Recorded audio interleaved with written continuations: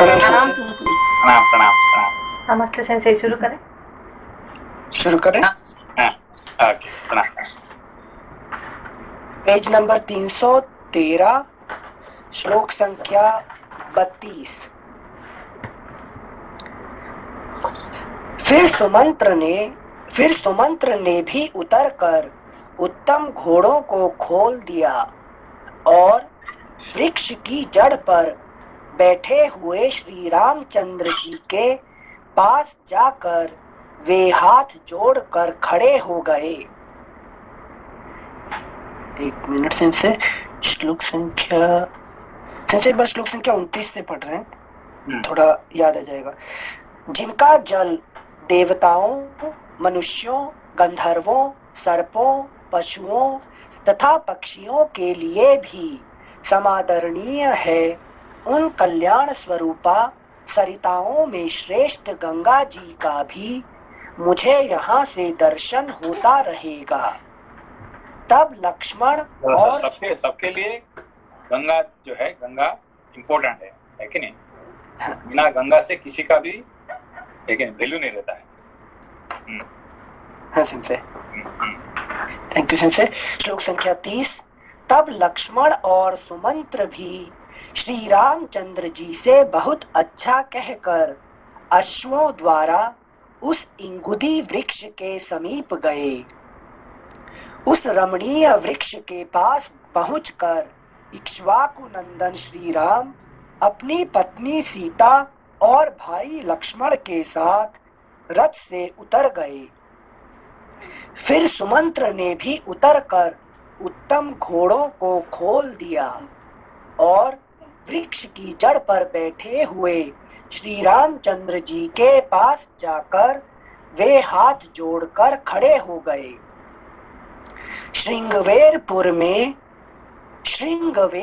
में गुह नाम का राजा राज्य करता था। वह श्री रामचंद्र जी का प्राणों के समान प्रिय मित्र था।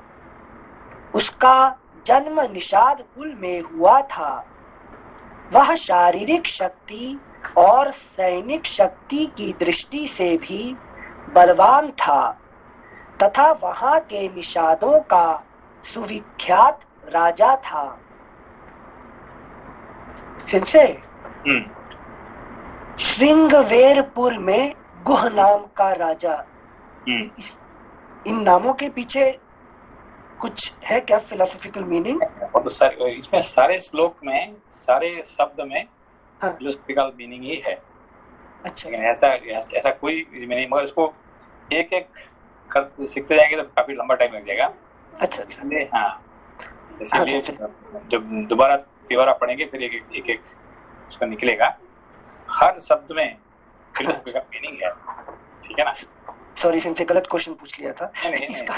अच्छा, श्रृंगवेरपुर मतलब पूछने का रीजन था कि श्रवण से और गुह मतलब सीक्रेट कुछ है, ऐसा कुछ इसके पीछे का, क्योंकि जब ये बोले ना आगे कि वो प्राणों के समान प्रिय मित्र था रामचंद्र जी का, तो हमें लगा कुछ एसोसिएशन होगा कि ज्ञान के लिए ये सबसे प्रिय होता है, लेकिन फिर पहले आपको पता है ये राम जी और ये गुहा है कि नहीं?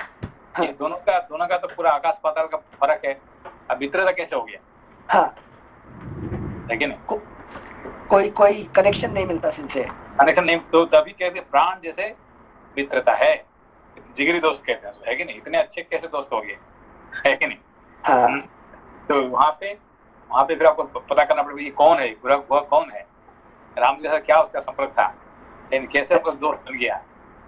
अच्छा, हाँ, ओके। तो पहले आपको पता चलना पड़ेगा कि वो है कि नहीं, निषाद राज कौन है। हाँ, है कि नहीं? अच्छा, जाके पता चलेगा। हाँ, श्योर सिंसे, मतलब पहले स्टोरी। श्रृंगवेरपुरम में श्रृंगी ऋषि रहा करते थे करके हम लोग पढ़े थे पहले। So that's why श्रृंगवेरपुरा करके नाम उनका है, श्रृंगी ऋषि रहते थे करके। अच्छा, ठीक है ना? ओके सिंसे, thank you Shrisha ji, thank you सिंसे। श्लोक संख्या पढ़ते शायद आगे फिर पता लगे सिंसे। श्लोक संख्या 33। श्रृंगवेरपुर में गुह नाम का राजा राज्य करता था। वह श्री रामचंद्र जी का प्राणों के समान प्रिय मित्र था। उसका जन्म निषाद कुल में हुआ था। वह शारीरिक शक्ति और सैनिक शक्ति की दृष्टि से भी बलवान था तथा वहां के निषादों का सुविख्यात राजा था। उसने जब सुना कि पुरुष सिंह श्री राम मेरे राज्य में पधारे हैं, तब वह बूढ़े मंत्रियों और बंधु बांधवों से घिरा हुआ वहां आया।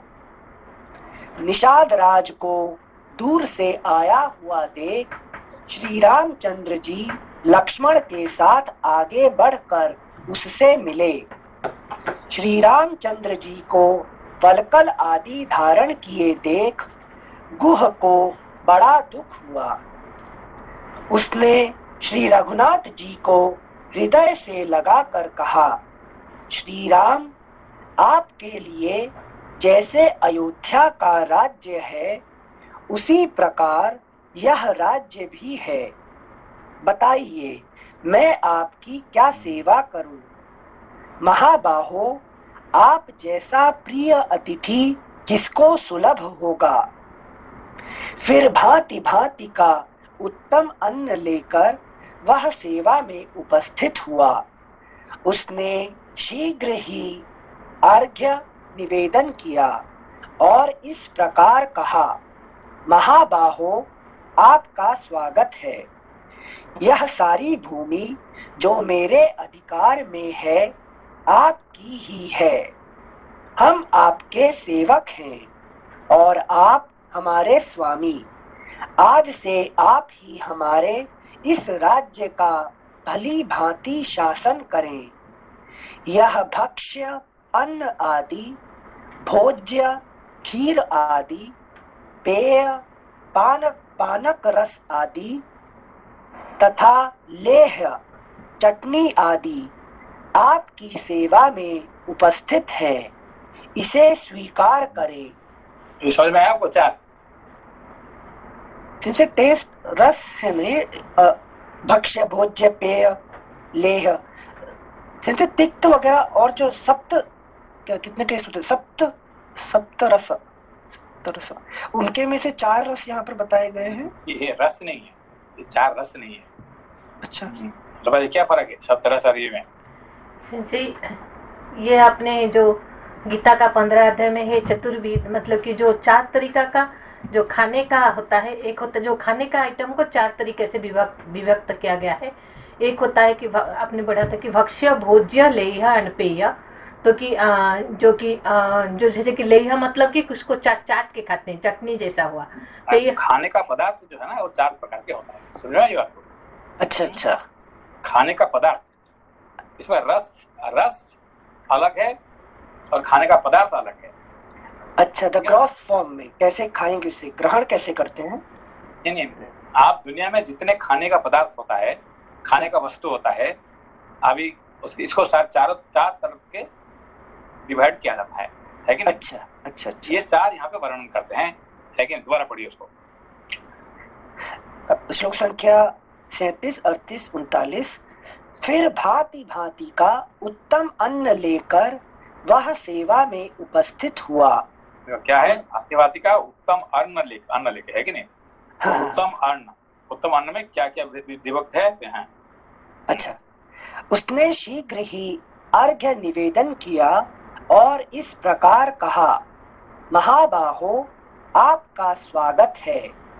यह सारी भूमि जो मेरे अधिकार में है आपकी ही है। हम आपके सेवक हैं और आप हमारे स्वामी।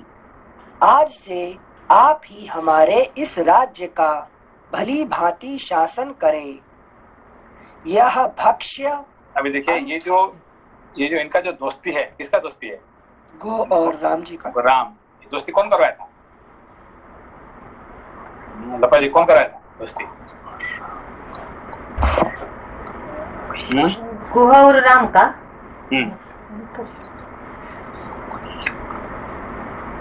भूल गए? भूल गई हूँ सेंसे अभी। तो स्वयं भगवान शिव ने करवाए थे, ठीक है ना। ये शिव जी ने दोस्ती करवाए थे दोनों का, ठीक है। तब से वो दोनों का दोस्ती ये है, ठीक है ना। भूल गए तो जो शिवरात्रि के दिन पे सॉरी सेंसे, जो हाँ अभी याद है कि नहीं। तो उन्होंने जब तो इन्होंने क्या करते, जो बेल का पत्ता ऊपर से गया ऊपर से पेड़ के ऊपर से। तो फिर वो शिव जी उतर ये हो गए, क्योंकि भाई है कि नहीं। तो आप मुझे आज संतुष्ट कर दिया और क्या चाहिए, तो मैंने आपको संतुष्ट मैं तो करने के लिए तो नहीं कर रहा था, मैं तो अपना स्वार्थ पे कुछ करते करते आप संतुष्ट हो गए। मैंने आपको संतुष्ट करने के लिए कुछ नहीं किया, लेकिन कैसे मांगू मैं आपको, ये तो मुझे है कि नहीं, जो मैंने किया ही नहीं है उसका फल कैसे मांगू मैंने।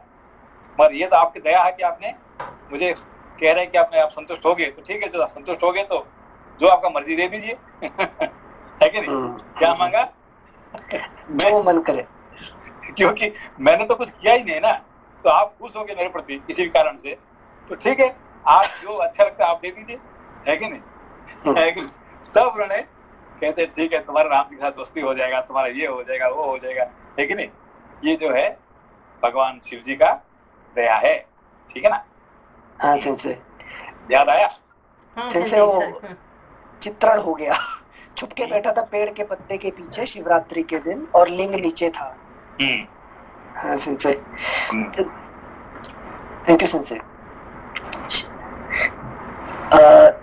यह भक्ष्य अन्न आदि भक्ष्य क्या होता है, चबा के।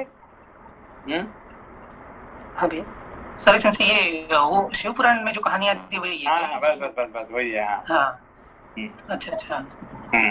जहाँ तक सेंसे हमें याद आ रही है, वो धनुष से किसी को मारने जाता है और पीछे मतलब जैसे हाथ खींचता है तो गिरता है उस शिवलिंग के ऊपर पानी और पत्ता गिरता है उसमें से, और फिर वो जो एक क्षमा भी करता है, वो जिन गौ को या किसी को मार रहा होता है किसी जीव को, तो फिर वो कहता है कि नहीं मेरे घर पे कोई है, और फिर वो चला जाता है वहां से। ठीक है ना। वो तो उसी कारण से उसको भगवान वही को उसको वही गो हो गया, ठीक है ना। अच्छा हाँ जी सर। उसका भगवान का सीक्रेट दोस्त है कि नहीं। हाँ ऐसे ओपन दोस्त नहीं है, ओपन दोस्त हो ही नहीं सकता है, क्योंकि एक और बहुत पुराना है सेंसे ये, पुराना दोस्त, बहुत पुराना दोस्त है ये। हाँ ठीक है ना। तो भगवान शिव जी ने उसको दोस्ती करवाए थे, ठीक है। जी सर, थैंक यू सर। यह भक्ष्य, सिंसे पूछ रहे थे भक्ष्य किस अन्न को, भक्ष्य मतलब भक्षण करके दांत का यूज करके पीस दांत का हम इस्तेमाल करते हैं उसको भक्ष्य कहते हैं। जो चुबाने का काम जो होता है उसको भक्ष्य कहा जाता है, ठीक है ना। हाँ सिंसे। भोज्य खीर आदि, सिंसे च्यू करके डाइजेस्ट कर लेते हैं, च्यू करके। भोज्य में भक्ष्य और भोज्य में खीर कैसे खाते हैं आप, है कि नहीं। जीवा का भी यूज करते हैं, सलाइवा भी, रस भी, और दांत से। लेकिन जो उसको जो खाने का जो ढंग है उसको कहते हैं भोज्य, ठीक है ना। अच्छा। पेय पानक रस आदि तथा लेह्य, सिंसे लेह्य या चोष्य था ना, चोष्य लेह्य नहीं, उसको चर्व्य चोष्य लेह्य पेय उसको भी कहते हैं। चोष्य है ना, ये भोज्य का चोष्य कहते हैं, ऐसे जी खीर आदि को चोष्य, वो अल्टरनेटिव होता है। भोज्य का चोष्य, भक्ष्य का चर्व्य। ओके, थैंक यू सिंसे। तथा लेह्य चटनी आदि आपकी सेवा में उपस्थित हैं, इसे स्वीकार करें। खीर कहने से आम कैसे खाते हैं, इसको कहते हैं चोष्या, ठीक है ना, आम का। अच्छा, चूस कर। हाँ। Thank you.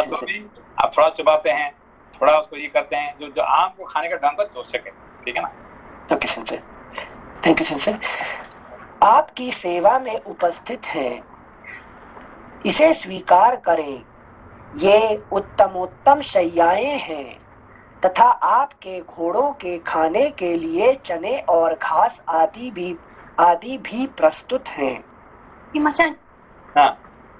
जैसे I'm sorry if you explained us before, but why you have to categorize this four ways of Because see, all the food item what you are eating daily you are eating, those are all divided to 4 groups. Okay. Like for example, when you eat the chana, how do you eat? You have to use the teeth. Okay. teeth. If you don't have teeth, you cannot eat chana. Okay. So you need strong teeth to eat something strong items. Okay. So that is called the charvia. Charvia means choba. Means you have to use the teeth. Okay. Very strong teeth you need. Okay. But whereas for eating the mango or for eating the kheer, you need teeth, but teeth is not so important. Okay, the job of the teeth is not so important. Okay, that is the second group. Okay. For example, when you are eating the soba, ramen. Okay. Noodles. So how do you eat? You just swallow. Okay. Yes. But you not that totally swallow. You swallow at the same time. You use teeth some extent. Okay. So that is called josya. Then third is peya. Peya means you drink like juice, milk, coffee. They are all called peya. Drink. The other one is leha. Leha means you use the tongue only. Okay. Like chutney. Okay. What you call? Only the tongue is necessary. Nothing else. Nothing is used. Okay. This way. Maybe I guess you are separating human body because you can use this type of eating and taking food. You know. Why? Yes, because see, the luxury of eating is called for luxury of eating. Okay. For eating, see, this is a what you call one shastra called Sushrusha Shastra. Okay, how to have the guest treatment. When some guest comes to your house, how do you treat them? Like giving these 4 types of food. Okay, not only one, just make some ramen and okay, you just eat. Not then just give some chana and okay, just eat chana. So this is 4 types of. Give some juice also, give some chutney also, give some kheer also, give some rice, all kind of food. So it's a luxury of eating. That is called Sushrusha Shastra. This is the 4. That's what the Guha brings for his friend Rama. 4 types of food. Okay. But although he brought the 4 types of food, Rama doesn't accept anything. Okay. So you are my good friend. I accept your friendship, but sorry, I cannot eat. Why?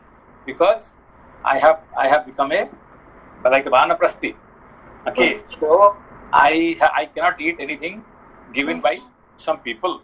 Okay. I only can eat only the things from the jungle, but I cannot eat something given by the people. Okay. But somebody gave, and Rama, who is that?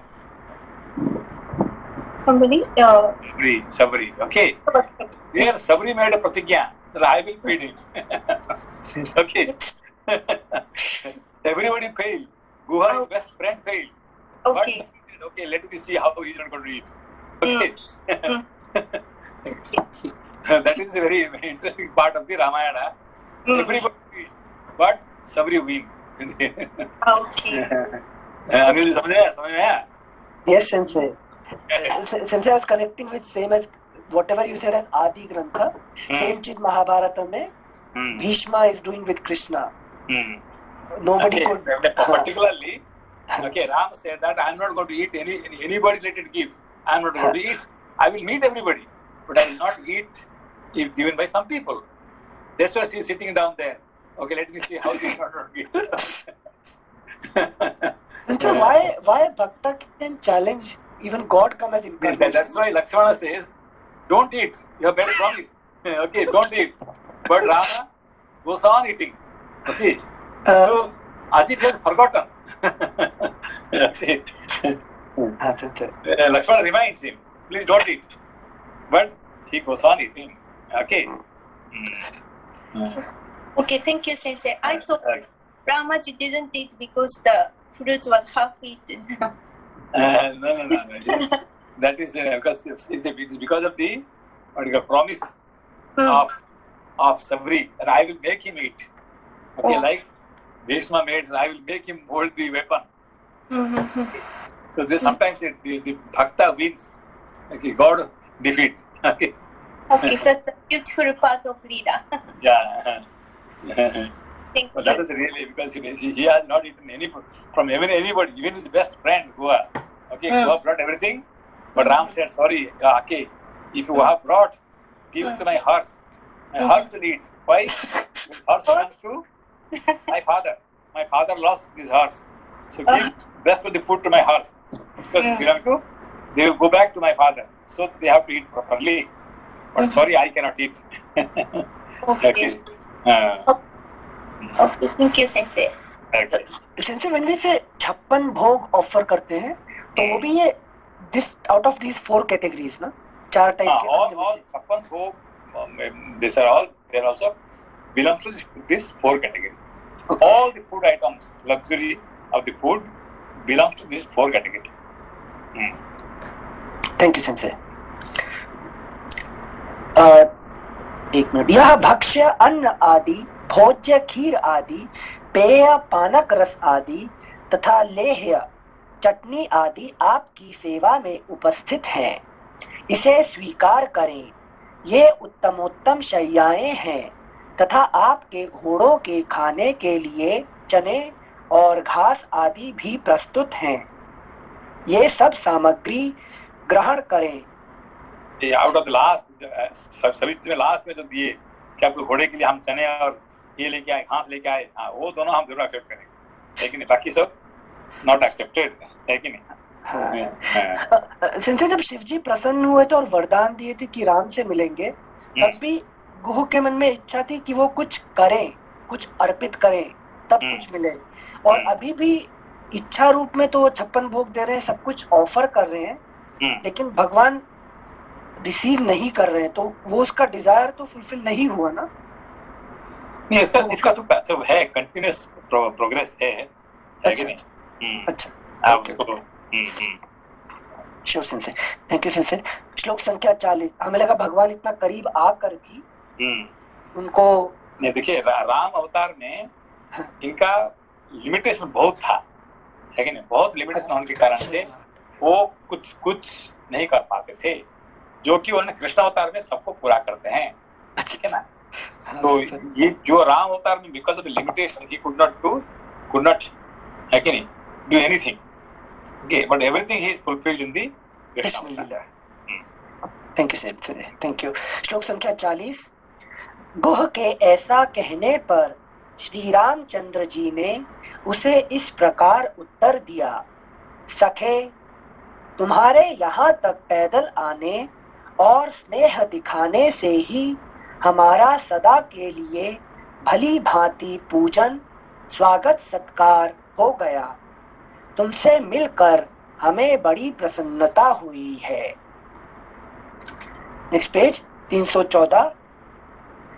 फिर श्री राम ने अपनी दोनों गोल गोल भुजाओं से गुह का अच्छी तरह आलिंगन करते हुए कहा, गुह, सौभाग्य की बात है कि मैं आज तुम्हें बंधु बांधवों के साथ स्वस्थ एवं सानंद देख रहा हूँ। बताओ, तुम्हारे राज्य में मित्रों के यहाँ तथा वनों में सर्वत्र कुशल तो है? तुमने प्रेमवश यह जो कुछ सामग्री प्रस्तुत की है, इसे स्वीकार करके मैं तुम्हें वापस ले जाने की आज्ञा देता हूँ, क्योंकि इस समय दूसरों की दी हुई कोई भी वस्तु मैं ग्रहण नहीं करता, अपने उपयोग में नहीं लाता। वल्कल और मृग चर्म धारण करके फल मूल का आहार करता हूँ और धर्म में स्थित रहकर तापस वेश में वन के भीतर ही विचरता हूँ। इन दिनों तुम मुझे इसी नियम में स्थित जानो। इन सामग्रियों में जो घोड़ों के खाने पीने की वस्तु है, उसी की इस समय मुझे आवश्यकता है, दूसरी किसी वस्तु की नहीं। घोड़ों को खिला पिला देने मात्र से तुम्हारे द्वारा मेरा पूर्ण सत्कार हो जाएगा। ये घोड़े मेरे पिता महाराज दशरथ को बहुत प्रिय हैं। इनके खाने पीने का सुंदर प्रबंध कर देने से मेरा भली भांति पूजन हो जाएगा। तब गुह ने अपने सेवकों को उसी समय यह आज्ञा दी कि तुम घोड़ों के खाने पीने के लिए आवश्यक वस्तुएं शीघ्र ला कर दो।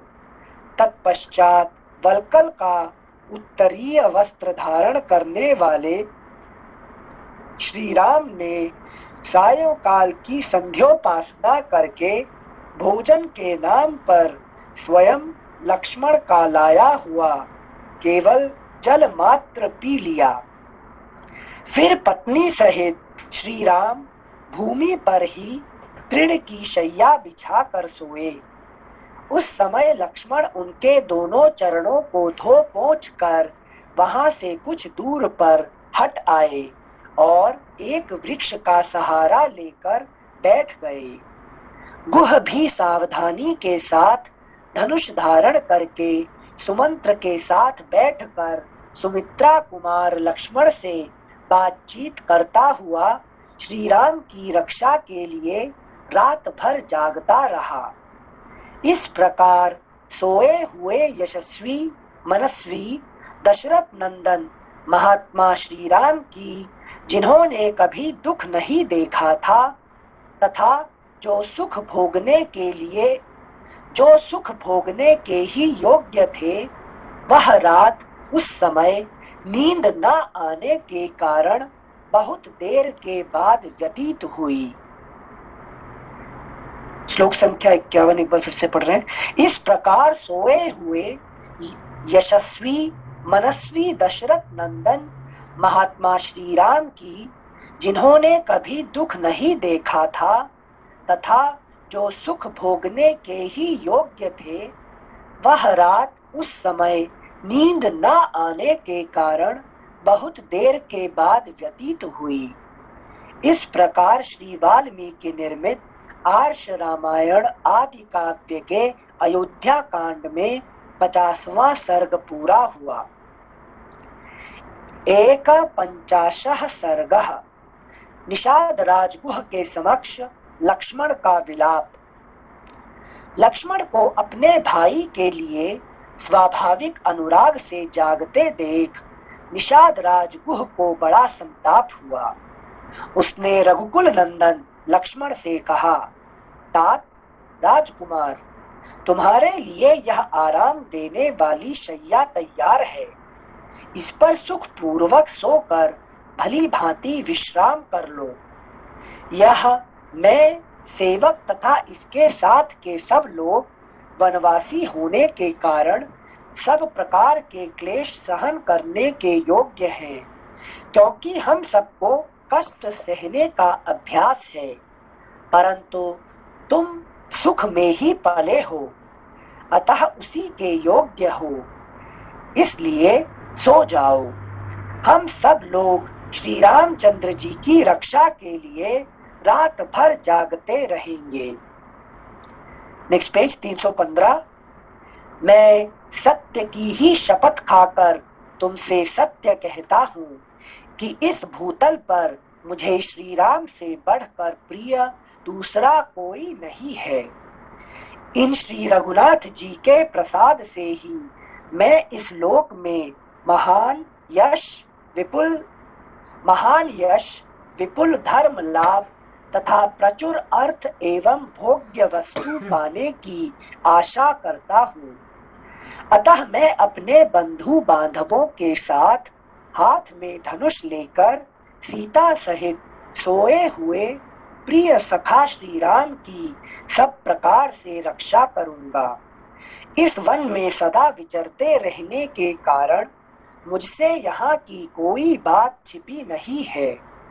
हम लोग यहाँ शत्रु की अत्यंत शक्तिशालिनी विशाल चतुरंगिणी सेना को भी अनायास ही जीत लेंगे।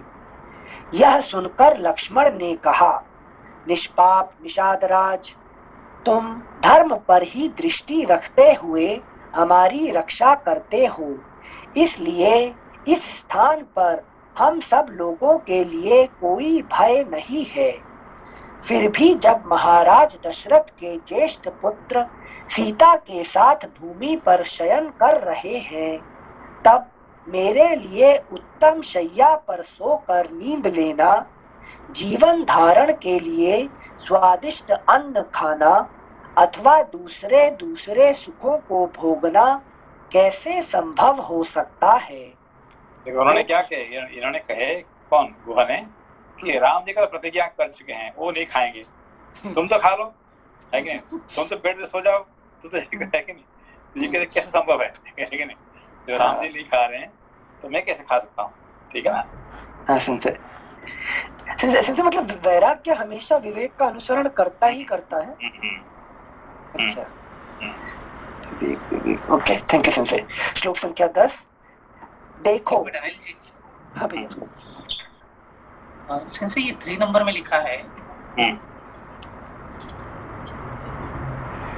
वनवासी होने के कारण हम सब क्लेश सहन करने में समर्थ हैं, जो गुरु बोलते हैं। तो सिंस ये जो मतलब भक्ति के मान से देखें तो गुरु जो है वो he is able to do all that physical things for Ram. जैसे कि हमारे यहाँ एक संत की समाधि है, तो अभी गुरु पूर्णिमा के दिन वहाँ 300 किलोमीटर से लोग पैदल चल के आते हैं, कुछ कुछ गाँव से आते हैं, और they don't have even their sleepers or shoes and anything. They just come by walk. So they're kind of doing a lot of things physically. तो जब अपन इसको कंपेयर करते हैं कि वो इतना दूर से चलकर आते हैं और बाकी जो है जिस भी तरह का दूसरा डिवोशन लोग करते हैं, तो उसमें कंपैरेटिवली विच इज हायर। नहीं, वहाँ देखिए, यहाँ पे जब आपने कहा ना कि वो जो पैदल आए, इतने दूर से आए हैं, ये किए हैं, है कि नहीं, वो सही में इतने भक्ति में कर रहे हैं, तो फिर वो वही जो गुहा ने प्राप्ति किया था वो भी प्राप्ति कर लेंगे, ठीक है ना। मगर उनका अंदर में कुछ ना कुछ कमी हो जाने के कारण से वो प्राप्ति नहीं कर पाते हैं, समझ मत लो, है कि नहीं। ये जो भगवत कृपा क्या होता है कि जो थोड़ा भी तपस्या कर देता ना, उसको बहुत कुछ मिल जाता है, ठीक है ना। और कुछ ना कुछ, है कि नहीं, कि क्या कहते हैं, बार्गेन रह जाता है कि नहीं। जो बार्गेन रहने के कारण से क्या होता है कि वहां फेल हो जाता है, समझो तो। थोड़ा सा डिटेल में बताएंगे। देखिए, कल मैंने एग्जांपल दे रहा था कि शूर्पणखा आके राम जी से क्या बोलती है, तो वो कहती है, I am the Miss Universe and you are the Mister universe.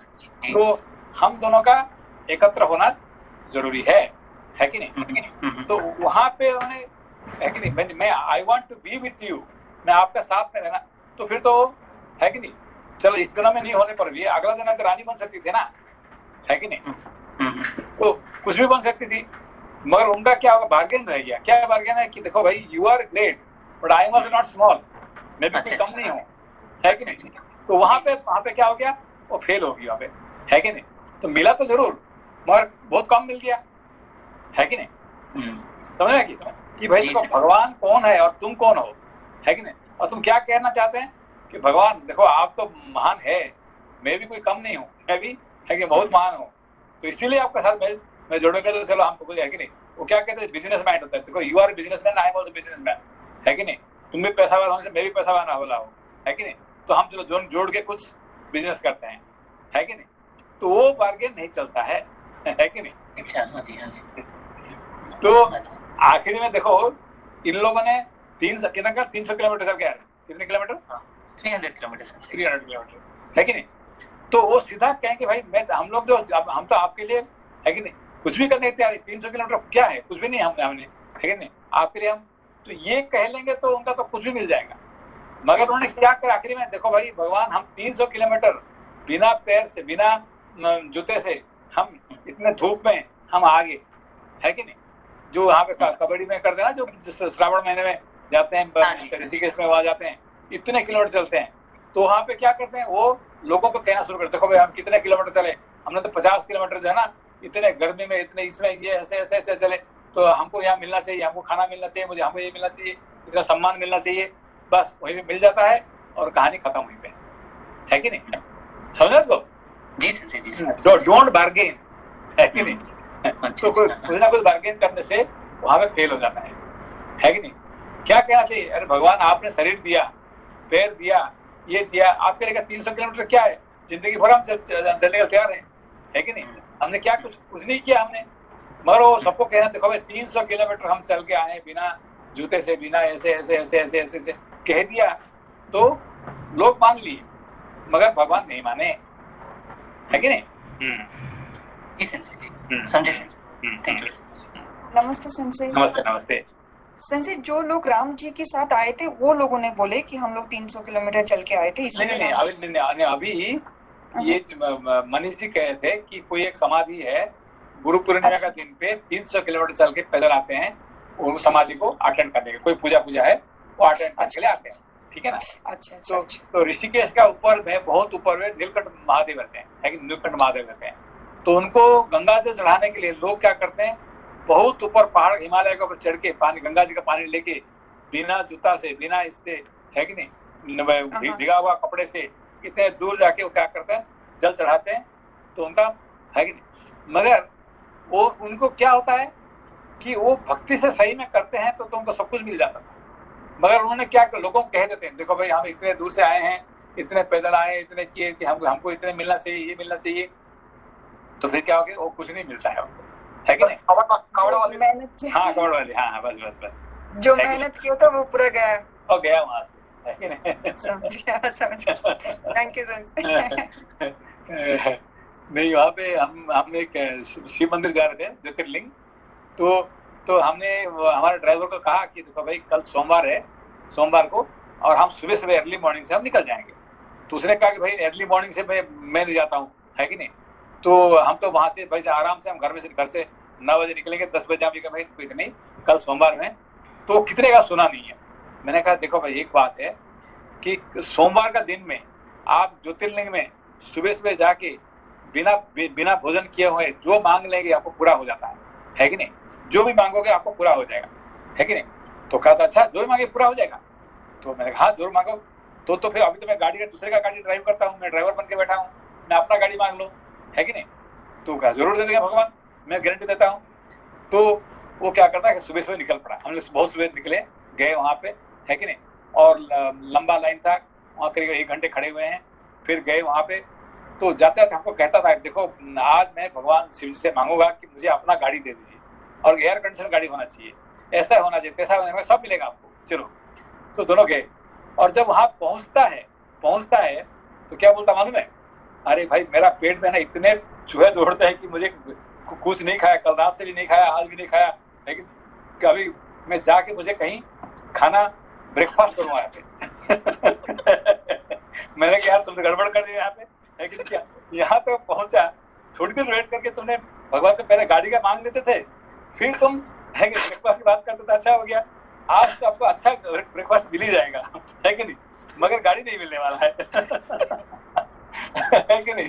तुमने गाड़ी बोल के आए हैं और गाड़ी का बात अपने भूल गए और ब्रेकफास्ट की बात कर लिया। अच्छा ब्रेकफास्ट मिलेगा, है कि नहीं? फिर ऐसा कि चलो यार ठीक है, तो दर्शन हुआ, ये हुआ, फिर हम लोग बाहर निकले। तो आजू बाजू में कहीं ब्रेकफास्ट के लिए हमें भूख लगा था, चलो ढूंढते गए, कहीं कुछ अच्छे खाना नहीं मिला, है कि नहीं? फिर देखा एक 5 स्टार होटल, है कि नहीं?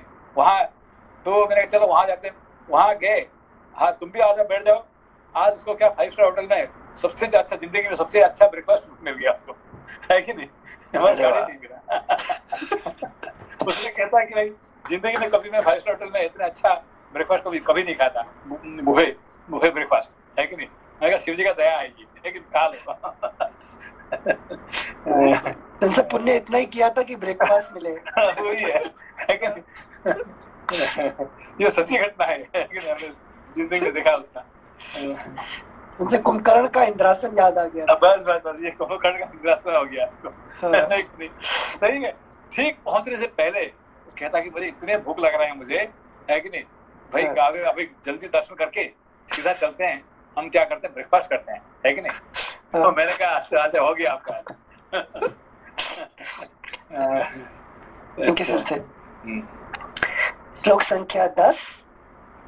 देखो, संपूर्ण देवता और असुर मिलकर भी युद्ध में जिनके वेग को नहीं सह सकते, वे ही श्री राम इस समय सीता के साथ तिनकों के ऊपर सुख से सो रहे हैं। गायत्री आदि मंत्रों के जप, कृच्छ्र चांद्रायण आदि तप तथा नाना प्रकार के पराक्रम, यज्ञानुष्ठान आदि प्रयत्न करने से जो महाराज दशरथ को अपने समान उत्तम लक्षणों से युक्त ज्येष्ठ पुत्र के रूप में प्राप्त हुए हैं, उन्हीं इन श्री राम के वन में आ जाने से अब राजा दशरथ अधिक काल तक जीवन धारण नहीं कर सकेंगे। नहीं, लक्ष्मण जी सीधा प्रेडिक्ट कर दिए, है कि नहीं। हाँ। Thank you Sanjay. जान पड़ता है निश्चय ही यह पृथ्वी अब शीघ्र विधवा हो जाएगी। यह पृथ्वी अब शीघ्र विधवा हो जाएगी। श्लोक संख्या 13। जैसे मतलब अयोध्या राज के लिए बोल रहे हैं ना दशरथ जी। ये शरीर से जो अहंकार निकल जाता है तो शरीर क्या होता है, विधवा हो जाता है। शरीर यहाँ पे राज्य मतलब ये देश जो है, ये शरीर को देश कहा जाता है, ठीक है ना। शरीर का कौन चलाता है, उसको अहंकार चलाता है, ठीक है ना। अहंकार जब खत्म हो जाता है तो शरीर का क्या होता है, विधवा हो जाता है कि नहीं। तो देखभाल करने का कोई रहता नहीं है कि नहीं। हाँ संजय, थैंक यू संजय। श्लोक संख्या 13। तात रनिवास की स्त्रियां बड़े जोर से आर्तनाद करके अधिक श्रम के कारण अब चुप हो गई होंगी। मैं समझ अभी तक अयोध्या का कौन चला रहा था, दशरथ जी। हाँ। ठीक है ना। तो दशरथ जी गए, ठीक है, अच्छा चला कि बुरा चला। उसके बाद अच्छा चला ना संजय, भरत जी चलाने लग गए। हाँ, भरत जी धर्म चलाया, फिर ज्ञान चलाए, उसके बाद अच्छा हुआ, बुरा नहीं हुआ, ठीक है ना। अगर अहंकार क्या समझता है कि भाई मैं चला जाऊंगा तो ये सब खत्म हो जाएगा, खत्म नहीं होता है, अच्छा चलता है, ठीक है ना। हम रहे नहीं रहे, संसार उस हमसे अच्छा चले, हमसे अच्छा होगा, ठीक है ना। हाँ संजय। श्लोक संख्या 13। तात रनिवास की स्त्रियां बड़े जोर से आर्तनाद करके अधिक श्रम के कारण अब चुप हो गई होंगी। मैं समझता हूँ राजभवन का हाहाकार और चीत्कार अब शांत हो गया होगा।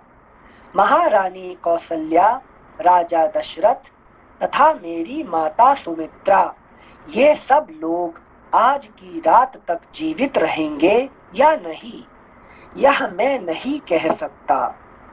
शत्रुघ्न की बाट देखने के कारण संभव है मेरी माता जीवित रह जाए।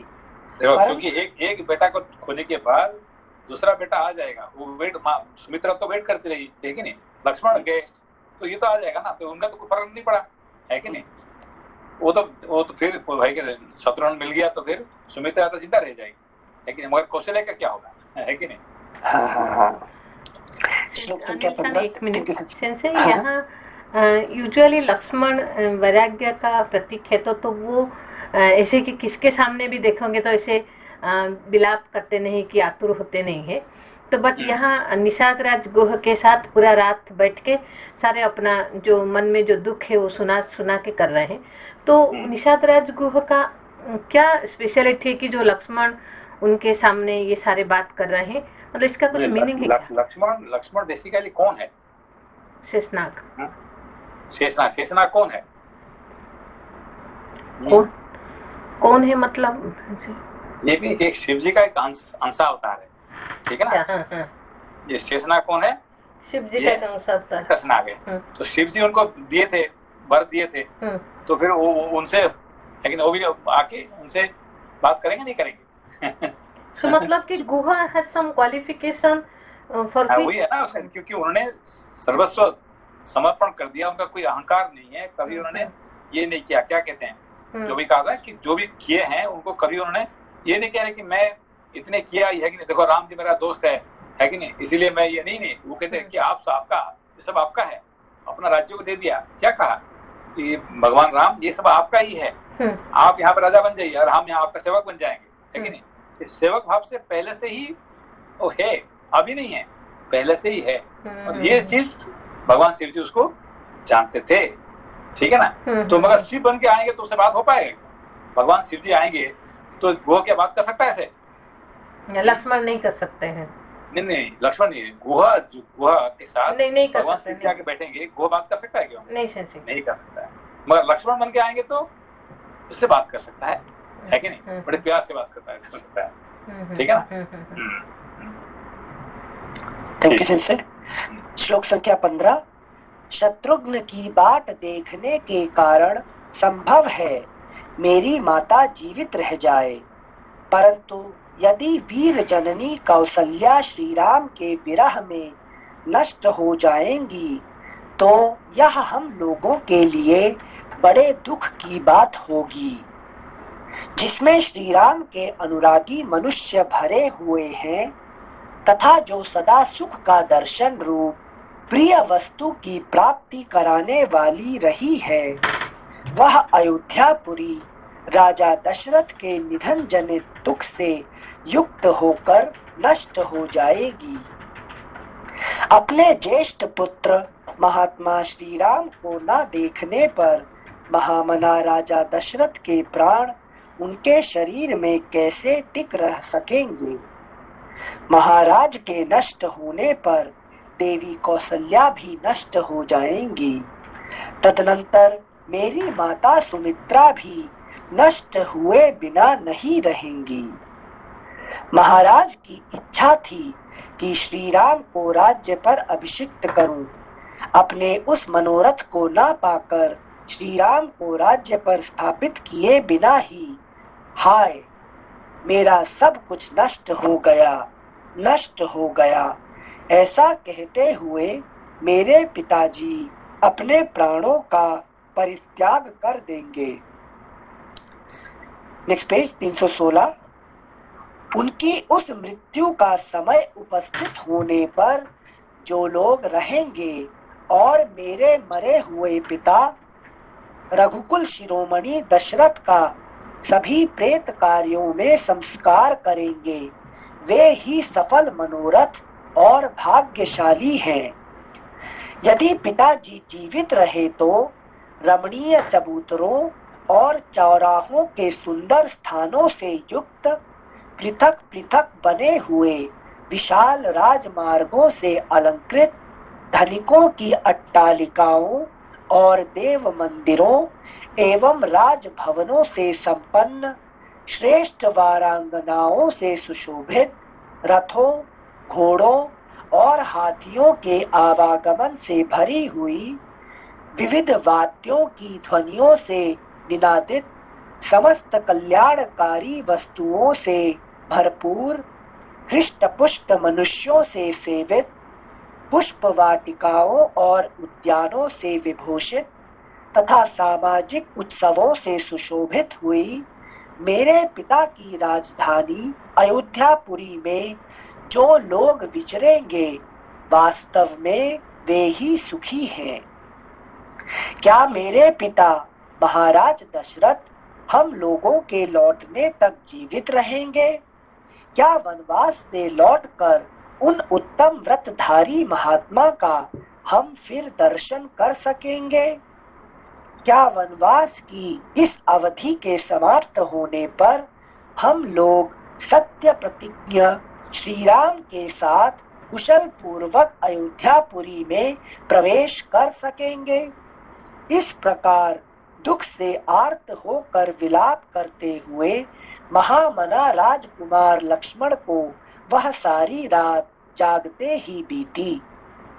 प्रजा के हित में संलग्न रहने वाले राजकुमार लक्ष्मण जब बड़े भाई के प्रति सौहार्दवश उपर्युक्त रूप से यथार्थ बात कह रहे थे, उस समय उसे सुनकर निषाद राज गुह दुख से पीड़ित हो उठा और व्यथा से व्याकुल हो ज्वर से आतुर हुए हाथी की भांति आंसू बहाने लगा।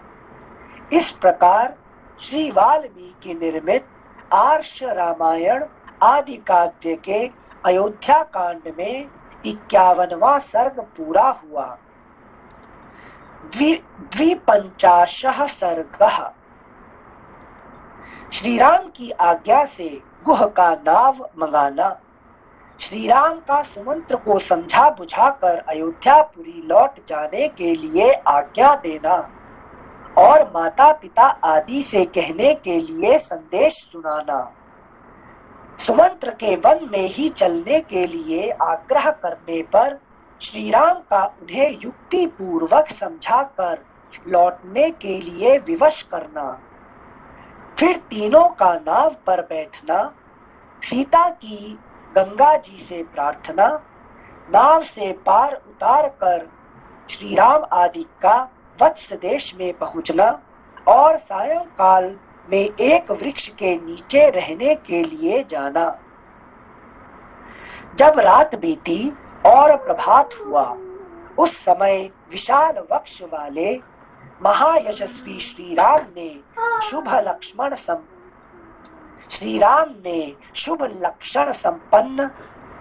लक्षण संपन्न सुमित्रा कुमार लक्ष्मण से इस प्रकार कहा। तात भगवती रात्रि व्यतीत हो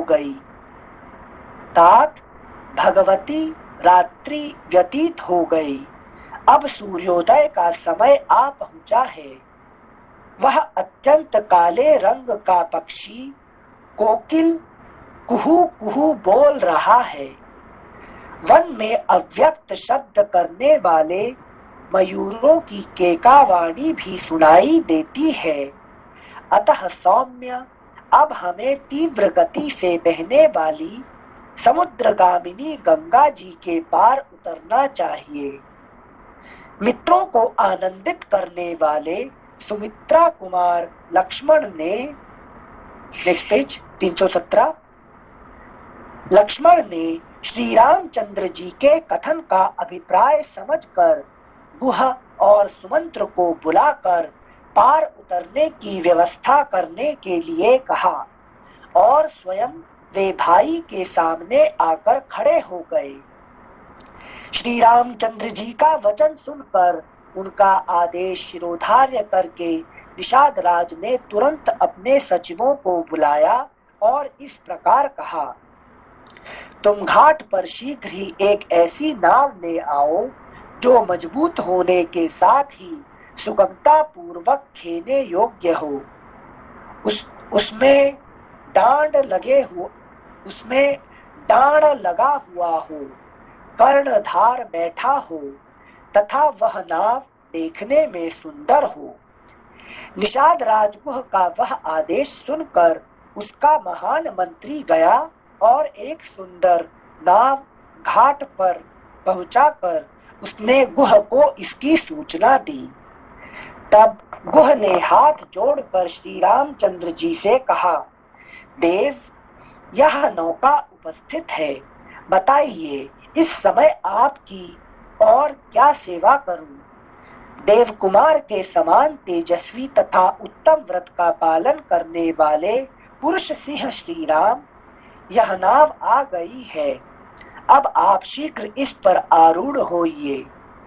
तब महातेजस्वी श्री राम गुह से इस प्रकार बोले, सखे, तुमने मेरा सारा मनोरथ पूर्ण कर दिया। अब शीघ्र ही सब सामान नाव पर चढ़ाओ। यह कहकर श्री राम और लक्ष्मण ने कवच धारण करके तरकस एवं तलवार बांधी तथा धनुष लेकर वे दोनों भाई जिस मार्ग से सब लोग घाट पर जाया करते थे उसी से सीता के साथ गंगा जी के तट पर आए। उसी से सीता के साथ गंगा जी के तट पर गए। उस समय धर्म के ज्ञाता। सेंसे इसमें वो केवट और ये एक ही है क्या, गो और केवट जो है पहले जो रामायण में रामचरितमानस में? नहीं, केवट जो है वो अलग, तो ये बोर्ड ये कहानी यहीं पे है, मगर ये केवट की बात यहाँ वाल्मीकि रामायण में नहीं आता, ठीक है ना। इसलिए तुलसी रामायण में आता है और अध्यात्म रामायण में आता है, अध्यात्म रामायण में आता है, मगर ये यहाँ पे वाल्मीकि रामायण में नहीं है वो कहानी। अच्छा सेंसी, तो इसमें गो ही नाव दे देते हैं इसमें जो नहीं, देखो गो जो अभी जो बुलाया ना, क्या कहते हैं नौका के लिए, हाँ, तो अभी जो नौका जो चलाने वाला है वही केवट है, ठीक है ना। अच्छा, तो उसका जो कहानी जो है यहाँ यहीं पे है, पर ये वाल्मीकि उसका वर्णन नहीं करते हैं। जी सर, थैंक यू सर। श्लोक संख्या 12। उस समय धर्म के ज्ञाता भगवान श्री राम के पास जाकर सारथी सुमंत्र ने विनीत भाव से हाथ जोड़कर पूछा, प्रभो अब मैं आपकी क्या सेवा करूं? तब दशरथ नंदन श्री राम ने सुमंत्र को उत्तम दाहिने हाथ से स्पर्श करते हुए कहा, सुमंत्र जी, अब आप शीघ्र ही पुनः महाराज के पास लौट जाइए और वहां सावधान होकर रहिए। उन्होंने फिर कहा, इतनी दूर तक महाराज की आज्ञा से मैंने रथ द्वारा यात्रा की है, अब हम लोग रथ छोड़कर पैदल ही महान वन की यात्रा करेंगे, अतः आप लौट जाइए। अपने को घर लौटने की आज्ञा प्राप्त हुई देख सारथी सुमंत्र शोक से व्याकुल हो उठे और इक्ष्वाकु नंदन पुरुष सिंह श्री राम से इस प्रकार बोले, रघुनंदन, जिसकी प्रेरणा से आपको भाई और पत्नी के साथ साधारण मनुष्यों की भांति वन में रहने को विवश होना पड़ा है, उस दैव का इस संसार में किसी भी पुरुष ने उल्लंघन नहीं किया। जब आप जैसे महान पुरुष यह संकट आ गया, जब आप जैसे महान पुरुष पर यह संकट आ गया, तब मैं समझता हूँ कि ब्रह्मचर्य पालन, वेदों के स्वाध्याय, दयालुता अथवा सरलता में भी किसी फल की सिद्धि नहीं है।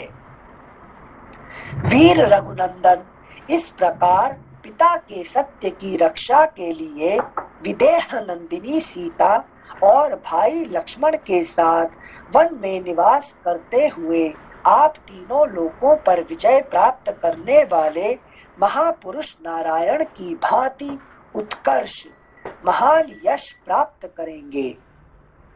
श्री राम, निश्चय ही हम लोग हर तरह से मारे गए, क्योंकि आपने हम पूर्ववासियों को अपने साथ न ले जाकर अपने दर्शन जनित सुख से वंचित कर दिया। अब हम पापिनी, नेक्स्ट पेज 318, अब हम पापिनी कैकेयी के वश में पड़ेंगे और दुख भोगते रहेंगे। आत्मा के समान प्रिय श्री रामचंद्र जी से ऐसी बात कहकर उन्हें दूर जाने को उद्यत देख सारथी सुमंत्र दुख से व्याकुल होकर देर तक रोते रहे।